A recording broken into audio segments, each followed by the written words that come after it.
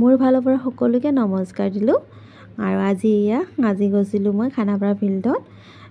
আজি খানাপাৰা ফিল্ডত মুখ্যমন্ত্ৰী ছাৰ আহিছিলে উদ্যমিতা আঁচনিৰ পুঁজিৰ ধন বিতৰণ কৰিবলৈ। আৰু মই যিহেতু আপোনাৰ আত্মসহায়ক গোটত আছোঁ, মই পাঞ্চয় LFৰ ফালৰ পৰা গৈছিলোঁ। তো আজি সকলোৱে লাখপতি বাইদেউৰ চেক পালে, লগতে ময়ো পালোঁ। তো তাতে চালোঁ ইমান মহিলা চাৰিওফালে গোটেই মহিলা দি একদম ঠাই নোহোৱা হৈছে।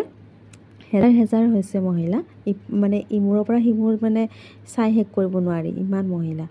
তো প্ৰথমতে আৰম্ভণিতে তাতে মোৰ আপোনাৰ দেশ জাতীয় সংগীতটো গাই কেনে ধুনীয়াকৈ সকলোৱে থিয় হৈ পৰিৱেশন কৰিলে আৰু ভাল লাগিল চাই কেনে সেনেকৈ। তাৰপিছতে মুখ্যমন্ত্ৰী ছাৰে ভাষণ আৰম্ভ কৰিছে।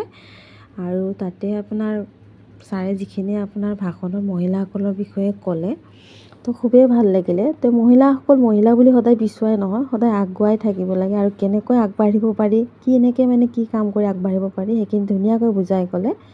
তো ভাল লাগিল। তো আজিলৈ ইমানে, বাই বাই।